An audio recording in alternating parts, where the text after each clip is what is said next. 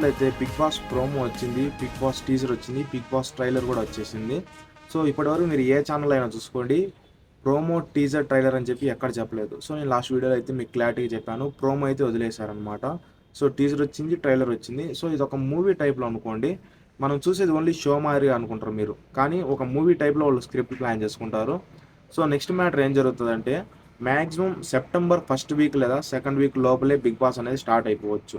So మీరు బాగా గమనించినట్లయితే ఇప్పుడు వచ్చిన ట్రైలర్లో స్వర్గానికి నరకానికి లింకు పెట్టిన విధంగా అయితే పెట్టారనమాట. సో అది జగ్గుమారి ఉంటుంది కదా, మాయాజలం సంథింగ్ దాని పేరు. సో దాంట్లో నుంచి అయితే పొగ రావడము, ఇంకా 4 సార్లు వచ్చి ఏం కావాలో కోరుకో అని చెప్పడము, ఇదంతా ఒక పార్ట్ అయితే బిగ్ బాస్ మీద ఓన్గా ఒక సాంగ్ అయితే క్రియేట్ చేశారనమాట. సో సాంగ్ అయితే కొంచెం కొత్తగా అనిపించింది, కానీ చూద్దాం ఎలా ఉంటుందో. ఈసారి సీజను కొంచెం హడావిడిగా ఉంటుందేమో అని చెప్పి నా ప్రిడిక్షను. సో మీరు కనుక ఇప్పుడు ఎవరైనా వీడియో కొత్తగా చూస్తున్నట్లయితే, అలాగే మన ఛానల్ కొత్తగా వచ్చినట్లయితే మీరు మర్చిపోకుండా అయితే ఛానల్ సబ్స్క్రైబ్ చేయండి, వీడియోకి లైక్ చేయండి. ఖచ్చితంగా మీకు నచ్చితేనే వీడియో ఎవరికైనా షేర్ చేయండి. సేమ్ హర్ష సాయి గారు కూడా కొన్ని కోట్లలో మీరు కొన్ని చూసింటారనమాట ఇంటర్వ్యూస్లో, నాకు ఒక ప్రమోషన్ చేస్తే 60 lakhs వస్తుంది అది అని చెప్పి. కానీ ఆయన మటుకు ప్రమోషన్స్ కూడా, బెట్టింగ్ ప్రమోషన్స్ ఓన్లీ అందరికి చేరకుండా జస్ట్ ఎక్కడున్నా ఒక 10-20 సెకండ్ స్టేటస్ లాగా చెప్పేసి వదిలేస్తారనమాట. సో బిగ్ బాస్ టీము ఆయన్ని కాంటాక్ట్ అయ్యారని, అలాగే ఈ ఇంటర్వ్యూ తరపున 60 లక్షలు జస్ట్ ఒక ప్రమోషన్ వీడియో 20 సెకండ్ల వీడియోకి 60 లక్షలు డిమాండ్ చేశారంటే ఆయన దగ్గర ఎంత కంటెంట్ ఉంది, అలాగే ఆయనకి సపోర్ట్ ఎంత ఉంది, అలాగే తనకి సోషల్ మీడియాలో ఫాలోయింగ్ ఎంత ఉందని చెప్పి బిగ్ బాస్ వాళ్ళు అయితే గట్టిగా అంచనా వేశారనమాట. సో ఈ విషయానికి వస్తే హర్ష సాయి గారిని యాజ్ ఏ సోషల్ వర్కర్ మాదిరిగా, అంటే పబ్లిక్కి హెల్ప్ చేసే ఒక పర్సన్లో కానివ్వచ్చు, యూట్యూబర్ కేటగిరీ గురించి కావచ్చు, సోషల్ సర్వీస్ కేటగిరీ గురించి, అంతా మొత్తం కేటగిరీస్ అని లేకుండా ఒక హ్యుమానిటీ అనే కేటగిరీ ఏమైనా కొత్తగా పెడతారేమో. ఎందుకంటే కామన్ మ్యాన్ అయిపోయింది, ఫార్మర్ అయిపోయింది, అంతా అయిపోయింది, సెలబ్రిటీస్ అయిపోయింది. ఇంకా నెక్స్ట్ ఇక ఇలా కొత్త కేటగిరీలు ఏమైనా పెడతారని చెప్పి అయితే చాలా వరకు వ్యూవర్స్ అయితే అనుకుంటున్నారు. సో నాకు తెలిసిన ఇన్ఫర్మేషన్ అయితే ఇదే. మీరు చూసుకున్నట్లయితే ఒకసారి మీకు కండెన్షన్స్ చూపిస్తా చూడండి. అమర్దీప్ గారి వైఫ్ అంటే తేజస్విని గౌడ్ గారు తెలిసే ఉంటారు మీకు.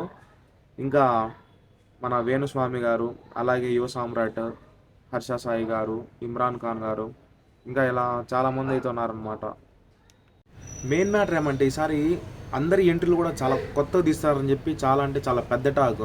అంటే ఇప్పుడు స్వర్గానికి నరకానికి లింకు పెట్టిన వాళ్ళు ఇంకా ఏదో కొత్తగా చేస్తున్నారు. ఈ బిగ్ బాస్ స్క్రిప్ట్ అనేది ఇంకా ఒక రేంజ్కి, అంటే ప్రతి సీజన్కి దీనికి చూసుకుంటే, అంటే పాస్ట్ జరిగిన సీజన్స్కి దీనికి డిఫరెన్స్ చూసుకుంటే ఇదే ద బెస్ట్ అని చెప్పి అనుకోవచ్చు. ఎందుకంటే బిగ్ బాస్లో ఇప్పటిదాకా the best season forever అంటే Bigg Boss Bigg Boss season 1 అనే చెప్తారు. ఇప్పటిదాకా నాగార్జున గారు ఇన్ని సీజన్స్లో హోస్ట్ చేసినా కూడా రియాలిటీ అనేది ఎన్టీఆర్ గారు హోస్ట్ చేసిన సీజన్లో మాత్రమే ఉంది. సో మీరు చూసుకున్నట్లయితే, కానీ హోస్ట్ కొంచెం చేంజ్ అవుతూ ఉంటే బాగుంటుంది. కాకపోతే నాగార్జున గారు ఇంకా దానికి ఫిట్ అయిపోయారనమాట. సో అది బిగ్ బాస్ టీం ఆయన వదలలేదో, లేదంటే నాగార్జున సార్ బిగ్ బాస్ని వదలలేదో మనకి తెలీదు. సో మ్యాటర్ అయితే అది. ఈసారి కొంచెం ప్రతిసారి చూసుకునే విధానం కంటే ఈసారి ఏవిలు కూడా కొంచెము హైలైట్ అవుతాయని చెప్పి పెద్దగా టాక్ వచ్చేస్తుంది. అలాగే ఇంకో టాక్ ఏమంటే కామన్ మ్యాన్ కేటగిరీ పక్కన తీసేసి, సో ఇప్పుడు ఈ మధ్య ఇన్స్టాగ్రామ్లో అంతా రచ్చలు జరుగుతున్నాయి కదా, సో మరీ అంత ఓవర్ కాకుండా కొంచెం సాదాసీదాగా వెళ్ళిపోయే వాళ్ళని, అంటే లైక్ యువ సామ్రాట్ ఇట్లా కొంతమంది ఉన్నారు కదా, వాళ్ళకి కొంచెం అంటే సెలబ్రిటీలతో పోల్చుకుంటే, అంటే సీరియల్స్ యాక్టర్స్తో పోల్చుకుంటే వీళ్ళకి కొంచెం అమౌంట్ అనేది ద బెస్ట్ రెమ్యునరేషన్ ఇచ్చేటట్లు సెట్ చేస్తున్నారంట. అలాగే అంటే సెలబ్రిటీలకి ఈ సీజన్లో మాత్రము సెలబ్రిటీలకి కామన్ పర్సన్స్కి డిఫరెన్స్ ఏమంటే, కామన్ పర్సన్స్నే సెలబ్రిటీ టైప్లో చేస్తున్నారంట. అంటే వాల్యూ ప్రయారిటీ అనేది కామన్ పీపుల్కి ఎక్కువ ఇస్తున్నారని చెప్పి రూమర్స్, లేదంటే నిజమో మనకైతే తెలీదు. కానీ మొత్తానికైతే ఇది కూడా ఒక టాక్ నడుస్తుంది. ఇప్పుడు ప్రజెంట్ అయితే ఏపీ షూట్స్ అన్నీ క్లియర్ అయిపోయినట్టయితే ఇన్ఫర్మేషన్ అయితే వస్తుంది. సో ఇన్ఫర్మేషన్ మాకెలా వస్తుందని చెప్పి మీరు అనుకుంటున్నారా? యాజ్ ఏ యూట్యూబర్స్గా మా పనే ఇదనమాట. ఎక్కడేం జరుగుతుంది మీమ్స్ చూడడం కానీ, లేదంటే న్యూస్ చూడడం కానీ, కొన్ని గ్రూప్స్ ఉంటాయి వాటిలో ఇన్ఫర్మేషన్ రావడం కానీ, ఈ అప్డేట్లన్నీ ఎత్తుకొని మీకు ఇలా వీడియోస్ రూపంలో చెప్తూ ఉంటాము.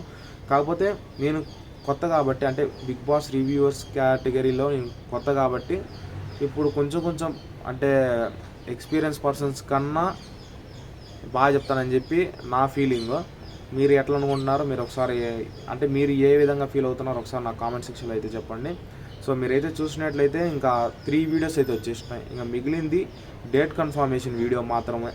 మ్యాక్సిమం సెప్టెంబర్ ఫస్ట్ వీక్ మీరు చూసుకున్నట్లయితే మ్యాక్సిమం సెప్టెంబర్ 2, 5, 7, 8 ఈ డేట్స్లోనే సీజన్స్ అన్నీ స్టార్ట్ అవుతున్నాయి అన్నమాట.